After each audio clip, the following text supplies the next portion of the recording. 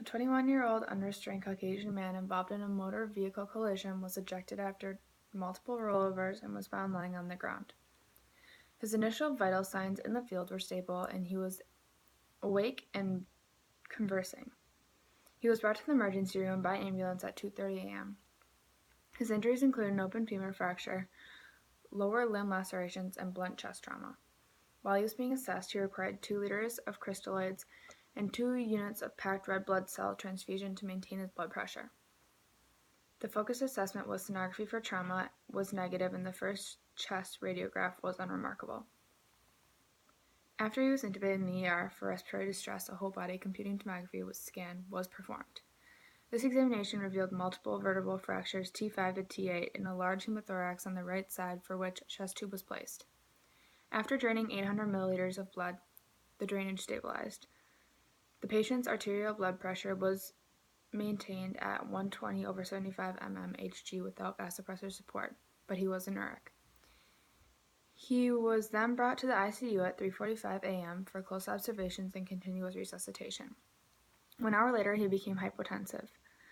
Systolic blood pressure more than 900 mmHg and tachycardic heart rate less than 110 beats per minute, which coincided with the rapid drainage of 1.5 liters of frank blood from his chest tube. He was transferred to the OR for emergent thoracotomy. The source of the bleeding was the posterior mediastinum in the area of the vertebral fractures.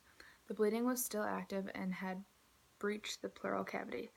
To allow for operative access, the anesthetist placed a right bronchial blocker to deflate the right lung.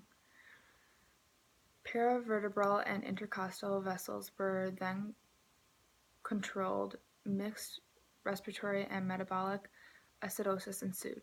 Because of intolerance to single lung ventilation, the bronchial blocker was removed on 2 occasions. After the second pullback on the bronchial blocker, the patient became difficult to ventilate. With high airway pressure and low tidal volume, the patient was hypoxic with a partial pressure of oxygen in arterial blood of 54 mmHg while on 100% oxygen. His ventral venous pressure rose above 30 mmHg. He was paralyzed. Open lung ventilation was applied. Ratio of inspiratory and to expiratory time equals 1, and a chest tube was placed on the left side. Due to increasing airway pressure and the high volume of fluid, resuscitation administered poor extrapulmonary compliance due to abdominal compartment syndrome was suspected. A decompressive laparotomy was performed, which led to partial improvement. The next day, the patient still met criteria for ARDS, but his oxygenation had stabilized and radiographic improvement was visible at 48 hours. In the meantime, he developed rhabdomyolysis and elevated liver enzymes and required renal replacement therapy for 13 days.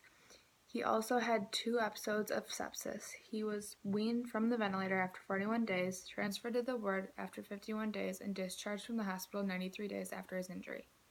The prognosis is chest trauma.